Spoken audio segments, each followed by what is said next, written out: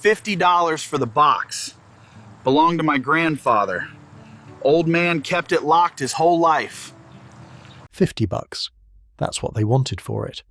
A rusted-out tool chest, padlocked shut, sitting in the corner of a Saturday morning yard sale like a piece of junk nobody had bothered to throw away. Belonged to my grandfather, the man said, barely looking up from his coffee. Old man kept it locked his whole life. We don't have the key. Probably nothing in there but rags and grease. Tom Hadley counted out 2 20s and a 10 from his wallet, loaded the chest into the bed of his Ford and drove the 40 miles home.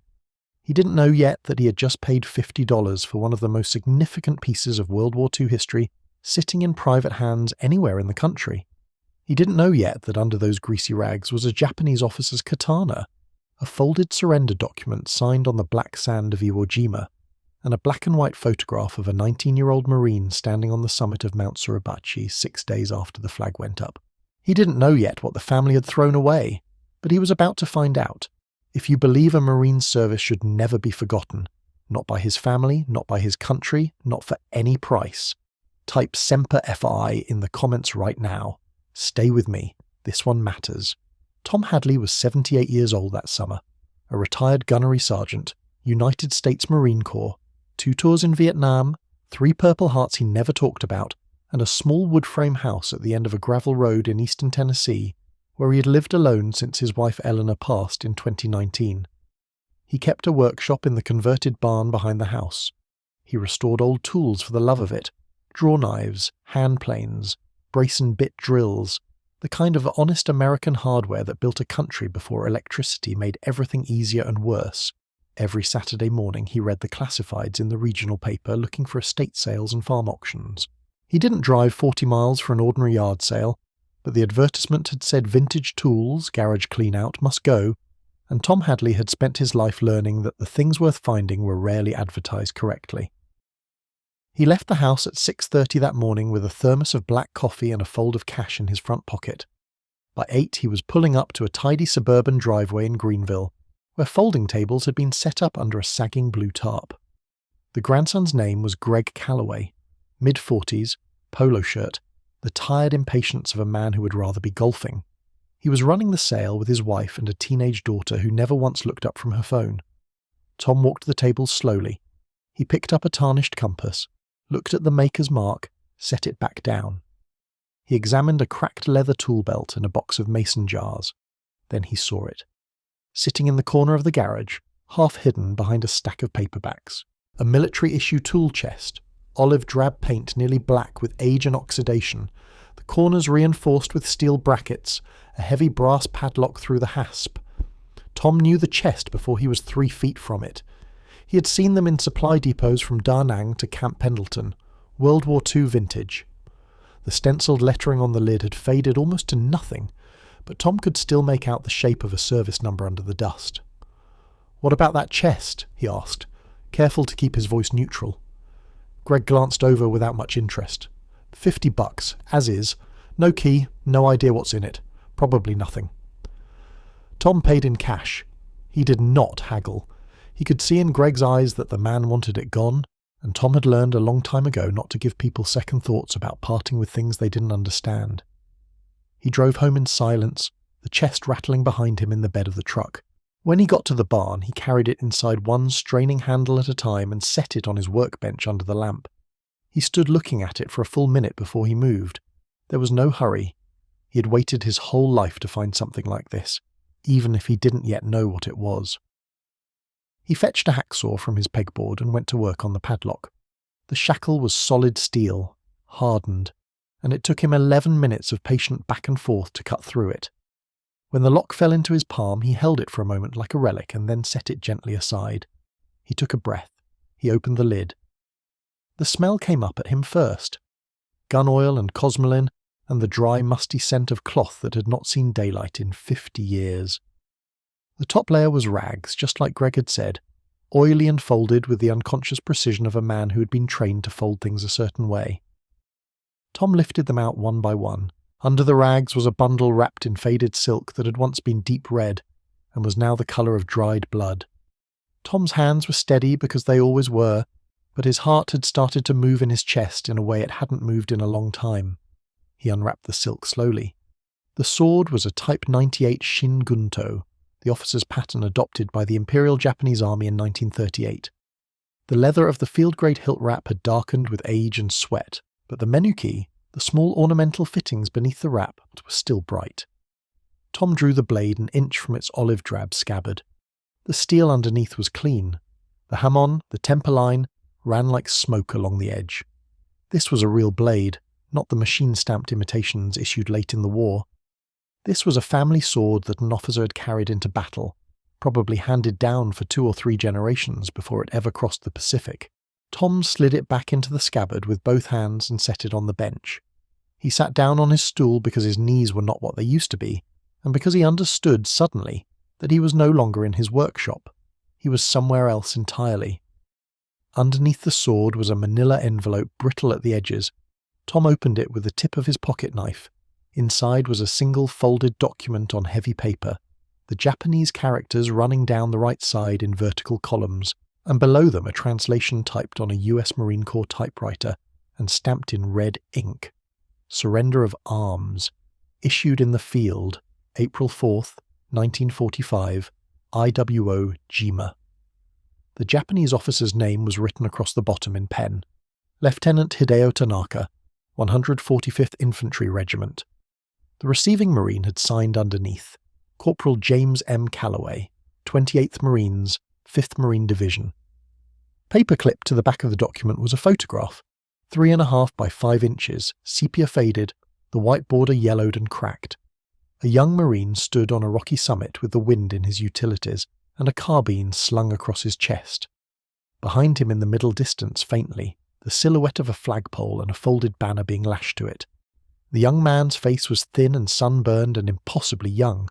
On the back in pencil somebody had written, J. Calloway, Suribachi, March 1st, 1945. Tom set the photograph on the workbench. He looked at it for a long time. Then he stood up, walked to his kitchen, and took down the bottle of Maker's Mark his son had given him 3 Christmases ago. He poured himself 2 fingers. He drank one. The man in that yard sale had sold his grandfather's life for $50, and Tom Hadley was going to make sure that the world remembered the man whose life it was. He spent the rest of that Saturday on the phone.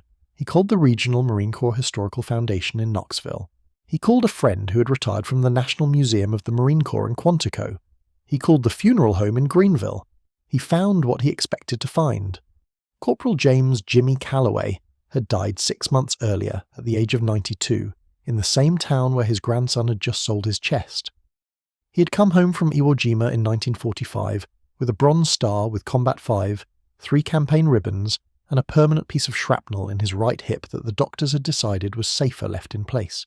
He had worked 41 years at the same lumber mill. He had raised 4 children. He had buried his wife in 2011 and lived alone for the 11 years after that.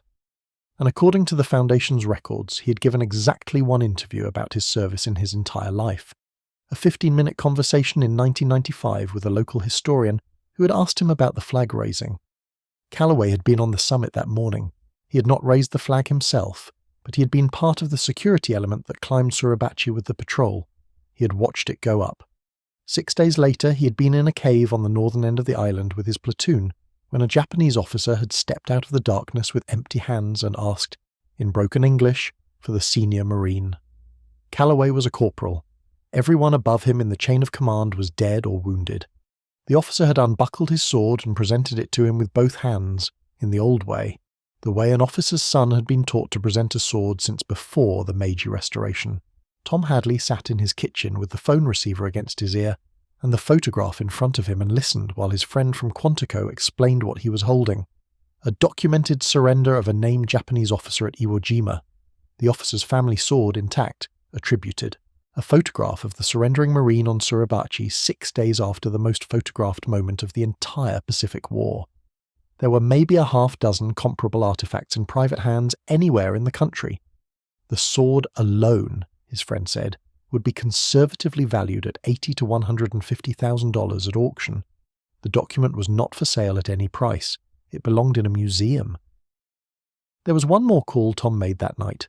He called retired Major General Robert Bobby Stone, United States Marine Corps, who had been the commanding officer of the Foundation's board for the past 9 years, and who, as it happened, had given the eulogy at Jimmy Calloway's funeral 6 months earlier.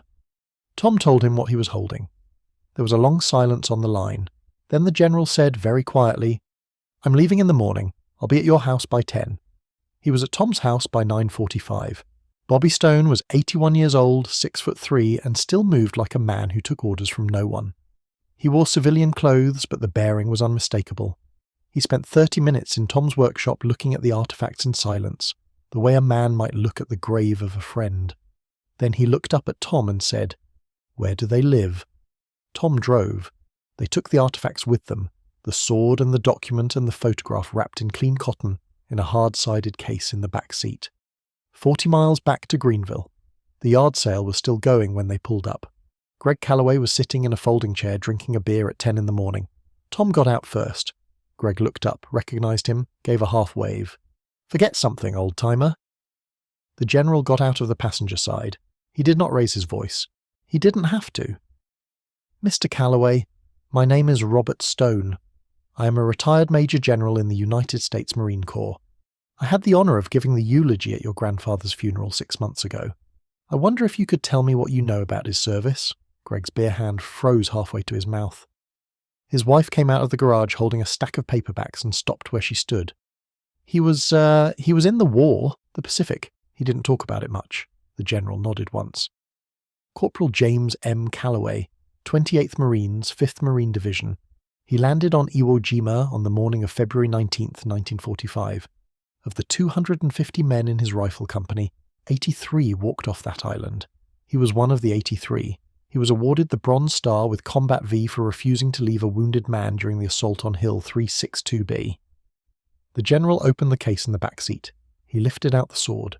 He held it crosswise across both palms the way the Japanese officer had once held it out to a 19-year-old corporal. "This was presented to your grandfather on the 4th of March, 1945, by a Japanese lieutenant who walked out of a cave with his hands open because your grandfather was the senior Marine still standing." He lifted out the document. "This is the surrender of arms your grandfather accepted in the field, signed by the Japanese officer and witnessed by your grandfather's signature, which I've known for 30 years. He lifted out the photograph last. He held it up for Greg to see. "This is your grandfather, 6 days after the flag went up on Suribachi. He was on the mountain when it happened. He watched it. He never told you because he did not think it was his story to tell. He thought it belonged to the men who didn't come back." The general lowered the photograph. Greg Calloway had gone the colour of old paper. His wife had sat down on the bottom step of the garage with the stack of paperbacks still in her lap. The general spoke again, quieter still. "You sold his life for $50. Greg stood up. He tried to speak twice before he managed it. "I didn't know. I swear to God I didn't know. We can buy it back, whatever you paid, twice what you paid, 10 times, we'll—" Tom Hadley spoke for the first time. "It isn't for sale, son. Not to me. Not to you. The general and I are taking it to the Marine Corps Museum in Quantico. There is going to be an exhibit in your grandfather's name. Bronze Star Corporal James M. Calloway, Iwo Jima, 1945. School groups are going to walk past that case for the next 100 years, and every single one of those kids is going to know who he was, because you almost made sure that nobody ever would." Greg sat down in the folding chair very slowly. He put his face in his hands. He didn't say anything for a long time. The general put the artifacts back in the case and closed the lid. Before he got back in the truck, he looked at Greg one more time. "Bring your son to the dedication. Bring your daughter. Bring your wife. Stand in front of that case and read the placard out loud to them. Your grandfather earned that for them. It just took a stranger to make sure they got it."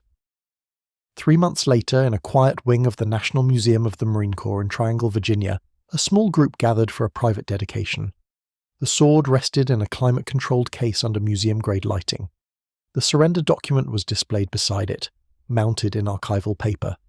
The photograph of a 19-year-old Marine on a black volcanic summit hung in a simple wood frame above them both.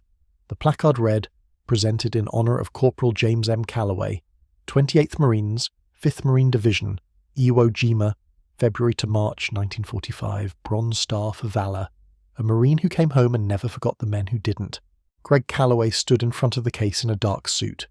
His 10-year-old son stood beside him in a clip-on tie, holding his father's hand. Greg read the placard out loud. His voice broke twice. When he was done, his son looked up at him and asked, in a small, clear voice, why nobody had told him about his great-grandfather before. Greg did not answer right away. He just held the boy's hand tighter. Tom Hadley watched from across the room. General Stone stood beside him in his dress blues. Neither of them spoke. After a while, the boy reached up and pressed his small palm flat against the glass of the case, where the sword rested. He held it there. Then he turned to his father and said, I want to learn about him. A Marine service is not something you put a price on. It is not something you sell at a yard sale because the garage is full and the weekend is short and the old man is gone. It is the most expensive and the most priceless thing this country has ever asked anyone to give, and the men who gave it deserve to be remembered by the people whose freedom they bought. Jimmy Calloway came home from Iwo Jima with a bronze star and a Japanese officer's sword and a photograph he never showed anyone, and he carried all three of them quietly for 77 years, because he didn't think the story was his to tell. He was wrong about that. The story was always his to tell. He just needed somebody to tell it for him. If you believe every Marine deserves to have his story told, even after he's gone, type Semper Fi in the comments and hit that subscribe button right now. Share this video with a veteran in your life. Share it with someone who needs to remember why we remember. And the next time you walk past an old man's tool chest at a yard sale with a $50 tag on it, you stop, you look, you ask.